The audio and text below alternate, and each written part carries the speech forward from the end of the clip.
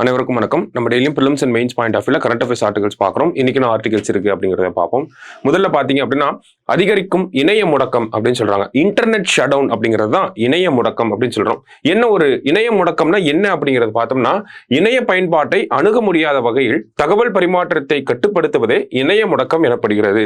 அந்த இன்ஃபர்மேஷன் ஷேரிங்கை நம்ம கர்டைல் பண்றாங்க. ஓகேங்களா? எப்படின்னா இன்டர்நெட்டை ஷட் டவுன் பண்றது மூலமா இன்ஃபர்மேஷன் ஷேரிங் அப்படிங்கிறது கர்டைல் ஆகுது. இதை தான் என்னன்னு சொல்றாங்க, இன்டர்நெட் ஷட் டவுன்ஸ் அப்படின்னு சொல்லி சொல்றாங்க. சரிங்களா? சோ சமீபத்தில் பார்த்தோம்னா ஒவ்வொரு உலக நாட்டிலையும் இன்டர்நெட் ஷட் டவுன் அப்படிங்கிற அந்த ஒரு விஷயம் எப்படி செயல்படுத்தப்படுது அப்படிங்கறத பத்தி ஒரு ஆய்வறிக்கை வெளியாகி இருந்துச்சு. அந்த ஆய்வறிக்கையின் அடிப்படையில தான் இந்த ஆர்டிகல் இருக்கு. சரிங்களா?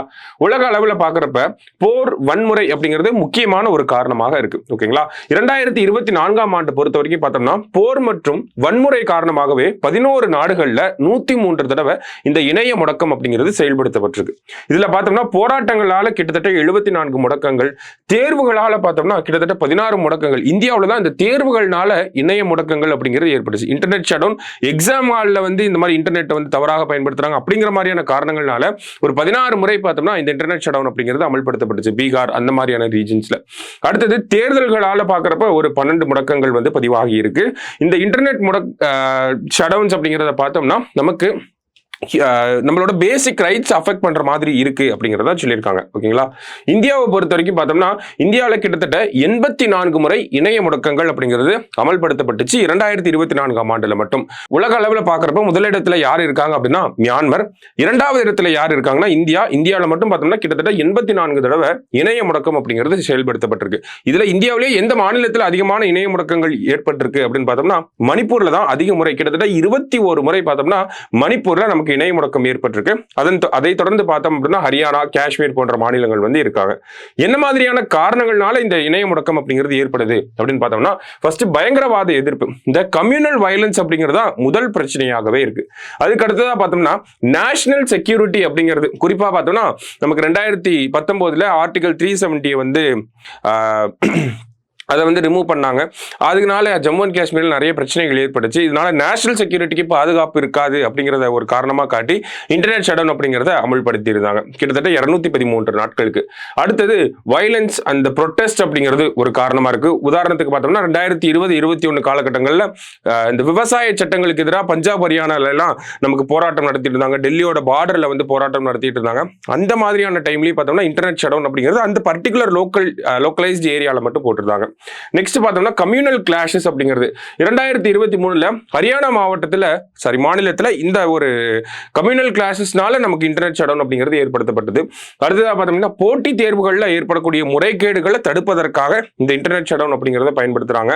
அடுத்தது இனக்குழுக்கள், எத்னிக் வயலன்ஸை கண்ட்ரோல் பண்றதுக்காகவுமே இந்த இணைய முடக்கம் அப்படிங்கிறத பயன்படுத்துறாங்க. கிட்டத்தட்ட பார்த்தோம்னா 2023 மணிப்பூர் மாநிலத்தில் இந்த மெய்தி கூக்கி அந்த ஒரு பிரச்சனையை கண்ட்ரோல் பண்றதுக்காக ஃபேக் இன்ஃபர்மேஷன் பரவாம இருக்கணும் அப்படிங்கிறதுக்காக இந்த இன்டர்நெட் ஷட் டவுன் அப்படிங்கிறத போட்டிருப்பாங்க. இதனால என்ன பாதிப்புகள் ஏற்படுது அப்படின்னு பார்த்தோம்னா இந்தியாவுடைய அரசியலமைப்பு சட்டம் 19 ஆர்டிகல் 19/1 படி பார்க்கறப்ப இது வந்து ஒரு அடிப்படை உரிமையாக இருக்கு. பேச்சுரிமை அப்படிங்கிறது அடிப்படை உரிமையா இருக்கு. அதை தடுக்கக்கூடிய வகையில இந்த இன்டர்நெட் ஷட் டவுன் இருக்கு அப்படிங்கிறத சொல்லியிருக்காங்க. அதே மாதிரி அனுராதா பாஷின் அப்படின்னு சொல்லி ஒரு வழக்கு இருக்கு. சரிங்களா? உச்சநீதிமன்றத்தினுடைய ஒரு தீர்ப்பு என்ன சொல்லியிருக்காங்க, அனுராதா பாஷின் வழக்குல தான் இது வந்து அடிப்படை உரிமையை பேஸ் பண்ணி இருக்கு அப்படிங்கிறத சொல்லியிருப்பாங்க. சரிங்களா? அனுராதா பாஷின் வழக்குல. அது மட்டும் இல்லாம நமக்கு இந்த அனுராதா பாஷின் வழக்குல வந்து நமக்கு ஒரு இன்டர்நெட் ஷட் டவுன் போடுறாங்க அப்படின்னா அது 2 விஷயங்களை சாட்டிஸ்ஃபை பண்ற மாதிரி இருக்கணும். ஒன்னு டெஸ்ட் ஆஃப் நெசசிட்டி அப்படிங்கறத சொல்லியிருப்பாங்க. கட்டாயம் இந்த இடத்துக்கு இன்டர்நெட் ஷட் டவுன் அப்படிங்கிறது தேவையாங்கிறத அந்த ஒரு நெசசிட்டியை வந்து ப்ரூவ் பண்ணி காட்டியிருக்கணும் அரசாங்கம். அடுத்தது டெஸ்ட் ஆஃப் ப்ரொபோர்ஷனாலிட்டி, அது யாரையும் பாதிக்காத அளவுல இருக்கா அப்படிங்கிறதையும் ப்ரூவ் பண்ணி காட்டியிருக்கணும். சரிங்களா? ஸோ இந்த இணைய முடக்கங்கள் காரணமாக நம்மளுடைய இந்த சுதந்திரம் போறது மட்டும் இல்லாம வணிகம், டிஜிட்டல் பரிவர்த்தனை, பிற இணைய சேவைகள், மருத்துவ சேவைகள் எல்லாமே பாதிக்கப்படுது அப்படிங்கிறதையும் இந்த இடத்துல நம்ம புரிஞ்சுக்கணும். சரிங்களா? சோ மக்களோட வாழ்வாதாரம் அப்படிங்கிறது இந்த இடத்துல பாதிக்கப்படுது அப்படிங்கறதா இந்த இடத்துல கொடுத்திருக்காங்க.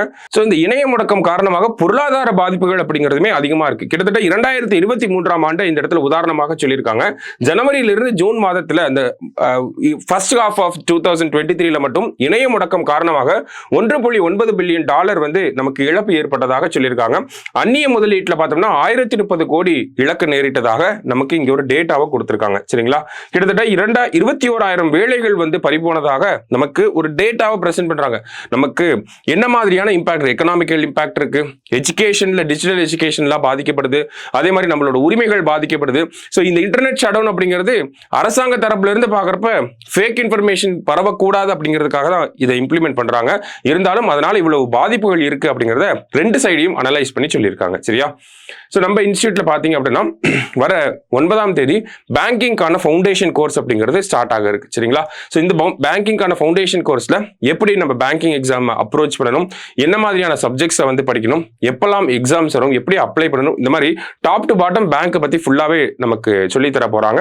ஸோ உங்களோட ஃப்ரெண்ட்ஸ் ரிலேட்டிவ்ஸ் எல்லாருக்குமே ஷேர் பண்ணுங்க. 9ஆம் தேதி நம்மளோட எல்லா பிரான்ச்சஸ்லயுமே நடக்க இருக்கு. ஸோ மறக்காம வந்து ஜாயின் பண்ணுங்க. சரியா, அடுத்ததா பார்த்தோம்னா மக்களவை மறுவரை அப்படின்னு சொல்லி கொடுத்துருக்காங்க.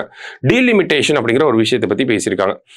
ஸோ டீலிமிட்டேஷன் அப்படிங்கிறத பார்த்தோம்னா நமக்கு ஒவ்வொரு சென்சஸ் எடுத்ததுக்கு அப்புறமா லோக்சபாவோட சீட்டை டீலிமிட்டேஷன் பண்ணணும், ரீஅட்ஜஸ்ட்மெண்ட் பண்ணணும் அப்படின்னு சொல்லி ஆர்டிகல் 82 நமக்கு சொல்லுது. சரிங்களா, ஆர்டிகல் 82 படி பார்த்தோம்னா ரீஅட்ஜஸ்ட்மெண்ட் ஆஃப் லோக்சபா சீட்ஸ் அப்படிங்கிறது வரும். ஸோ இந்த டீலிமிட்டேஷன் அப்படிங்கிறது எப்பெல்லாம் பண்ணியிருக்காங்கன்னா 1951, 1962, 1972, அடுத்தது 2003, இந்த மாதிரி 4 முறை வந்து இந்த டீலிமிட்டேஷன் அப்படிங்கிறத பண்ணியிருக்காங்க. சரியா, ஸோ இந்த டீலிமிட்டேஷன் அப்படிங்கிறது நமக்கு சென்சஸ்க்கு அப்புறமா பண்ணுவாங்க. அது வந்து ஒரு முக்கியமான விஷயம். நம்மளோட மக்கள் தொகை மக்களவை சீட்டுகளுடைய எண்ணிக்கை அப்படிங்கிறது பார்த்தோம்னா 543 இருக்கு. இந்த 543 அப்படிங்கிறது கிட்டத்தட்ட 1971 இருந்தே அதே நம்பர் தான் இருக்கு. ஓகேங்களா, ஏன்னா இந்த 543 அப்படிங்கிற நம்பரை 1971 எடுக்கப்பட்ட மக்கள் தொகை கணக்கெடுப்பை அடிப்படையாக வச்சுதான் இந்த 543 நம்பர் அப்படிங்கிறது இருக்கு. சரிங்களா, சோ 42வது சட்ட திருத்தம் 1976 என்ன பண்ணிருப்பாங்க அப்படின்னா இந்த 543 அப்படிங்கிற நம்பரு 2001 வரைக்கும் இருக்கட்டும், அதாவது ஒரு 25 வருஷத்துக்கு இந்த 543 அப்படிங்கிறதே லோக்சபா சீட்டோட கவுண்டா இருக்கட்டும் அப்படிங்கிறத பிக்ஸ் பண்ணியிருப்பாங்க. அதன்படி பாக்குறப்ப 2001 வரைக்கும் பார்த்தோம்னா நமக்கு 543 அப்படிங்கிற நம்பர் தான் இருந்துச்சு. அதுக்கப்புறமா 84வது சட்ட திருத்தம் அப்படிங்கிறது கொண்டு வரப்பட்டுச்சு. இந்த 84வது சட்ட திருத்தத்துல என்ன பண்ணிருப்பாங்க அப்படின்னா இன்னொரு 25 வருஷத்துக்கு இந்த 543 அப்படிங்கிற நம்பரே இருக்கட்டும் அப்படிங்கறத சொல்லியிருப்பாங்க. அதன்படி பாக்குறப்ப 2026 வரைக்குமே நமக்கு லோக்சபா சீட்டோட கவுண்ட் அப்படிங்கறத சேஞ்ச் பண்ண மாட்டாங்க, 543 தான் இருக்கும். ஓகேங்களா, இப்போ இந்த டீலிமிட்டேஷன் அப்படிங்கறத நம்ம பார்த்தோம். டீலிமிட்டேஷன் எப்ப பண்ணுவாங்க, ஆஃப்டர் ஈச் சென்சஸ் நமக்கு டீலிமிட்டேஷன் அப்படிங்கிறது இருக்கு. அதன்படி பாக்குறப்ப 2021 சென்சஸ் எடுக்க வேண்டியது, ஆனா இன்னமும் கொரோனா காரணத்தினால இன்னமும் நம்ம எடுக்காம தான் இருக்கோம். இன்கேஸ் 2021 நம்ம சென்சஸ் எடுத்திருந்தோம் அப்படின்னா டீலிமிட்டேஷன் அப்படிங்கிறது 2031 நமக்கு அமல்படுத்தப்பட்டிருக்கும்.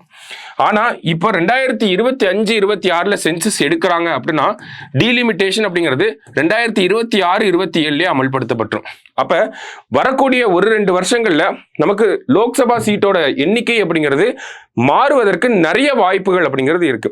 ஓகேங்களா, இப்போ இந்த ஒரு மாற்றம் அப்படிங்கிறது தென் மாநிலங்களுக்கு ரொம்ப பாதிப்பை ஏற்படுத்தும் அப்படிங்கிறதா இருக்கக்கூடிய குற்றச்சாட்டு. அதனாலதான் மார்ச் 5ஆம் தேதி அனைத்து கட்சி கூட்டம் அப்படிங்கிறது கூட்டப்பட்டு எல்லா அரசியல் கட்சி தலைவர்களையும் நம்ம முதல்வர் வந்து பேசுறாரு, இந்த மாதிரி டீலிமிட்டேஷன் பண்ண போறாங்க, தென் மாநிலங்களுக்கு குறிப்பா தமிழகத்துக்கு அதிக பாதிப்புகள் இருக்கு, இதை நம்ம எப்படி அணுக போறோம் அப்படிங்கிறது அந்த ஒரு பின்னணியில தான் இந்த ஆர்டிகளை பார்க்கறோம். இப்ப ஏன் தென் மாநிலங்களுக்கு பாதிப்பு ஏற்படுது அப்படிங்கிறத பார்த்தோம் அப்படின்னா நமக்கு தென் மாநிலங்கள், அதாவது இந்தியாவுடைய மக்கள் தொகை கணக்கெடுப்பு அப்படிங்கிறத பார்த்தோம்னா நமக்கு நம்மளோட ஃபெர்டிலிட்டி ரேட் அப்படிங்கிறது அதிகமாக இருந்துச்சு, பாப்புலேஷன் வந்து ரொம்ப அன்கண்ட்ரோலபிளாக இருந்துச்சு. அதுக்கப்புறமா அரசாங்கம் என்ன பண்ணுறாங்க, இந்த மக்கள் தொகையை கட்டுக்குள்ள வைக்கணும் அப்படிங்கிற திட்டங்களை நிறைய கொண்டு வர ஆரம்பிக்கிறாங்க. இந்த திட்டங்களை தென் மாநிலங்கள் பார்த்தோம்னா சரியான முறையில் செயல்படுத்துறதுனால நம்மளுடைய சதர்ன் ஸ்டேட்ஸோட பாப்புலேஷன் அப்படிங்கிறது ஸ்டேபிள் ஆச்சு. ஓகேங்களா, இதே கம்பேர்ட் டு நார்தர்ன் ஸ்டேட்ஸ் பார்த்தோம்னா பீகார், உத்தரப்பிரதேஷ் அப்படிங்கிறதுலாம் பார்த்தோம்னா இன்னுமே அங்கே பாப்புலேஷன் அப்படிங்கிறது ஸ்டெபிளைஸ் பண்ணாம தான் இருக்கும். ஓகேங்களா, மக்கள் தொகை அப்படிங்கிறது சதர்ன் ஸ்டேட்ஸ்ல கம்மியா இருக்கு, நார்தர்ன் ஸ்டேட்ஸ்ல பார்த்தோம்னா ரொம்பவே அதிகமா இருக்கு.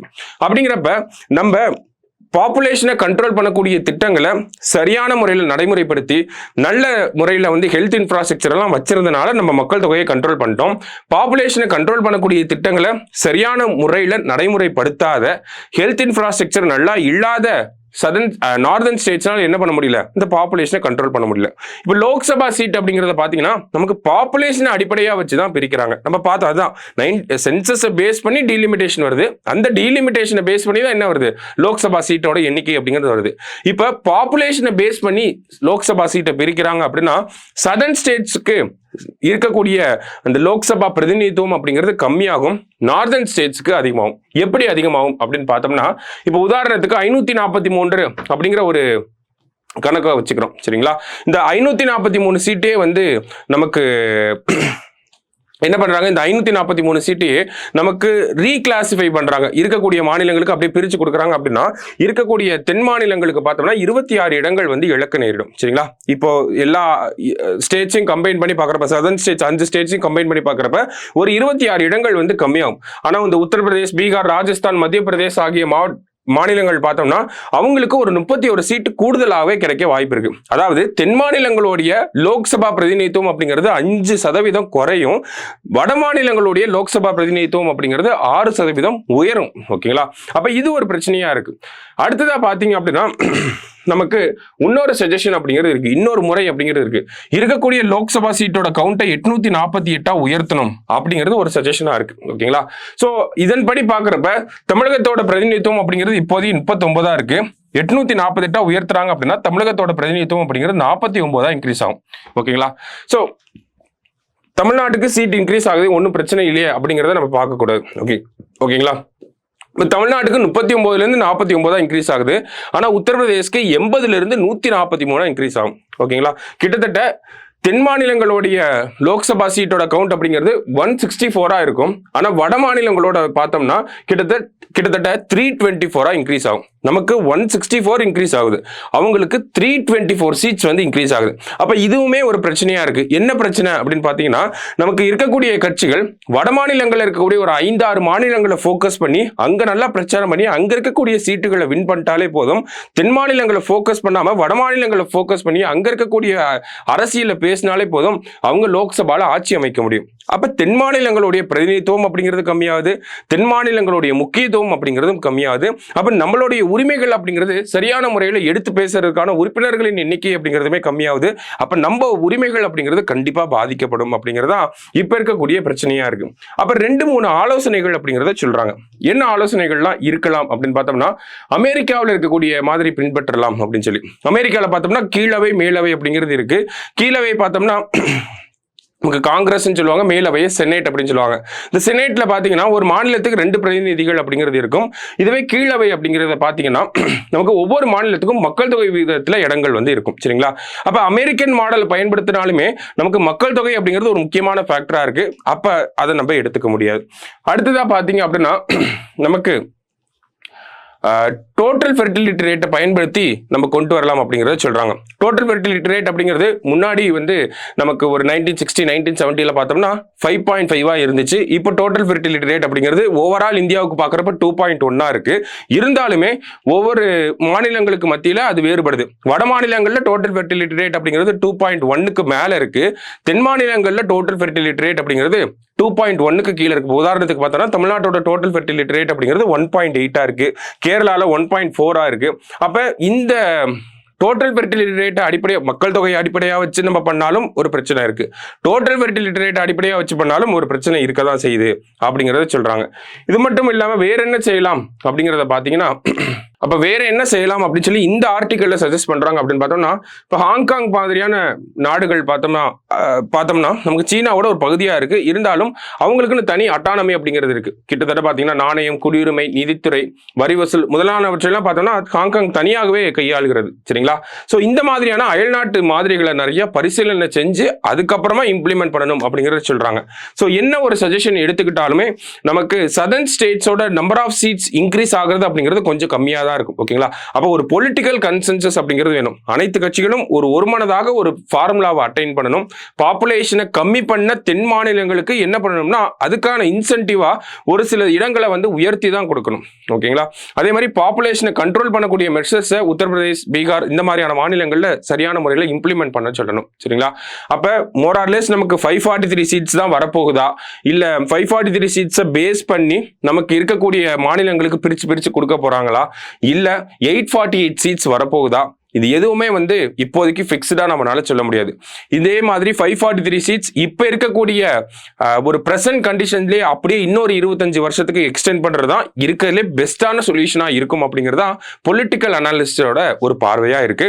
ஸோ என்ன மத்திய அரசாங்கம் பண்ண போறாங்க அப்படிங்கிறத நம்ம வெயிட் பண்ணி தான் பார்க்கணும். இதே மாதிரி நாளைக்கு 2 ஆர்டிகல்ஸ் மீட் பண்ணலாம். நன்றி.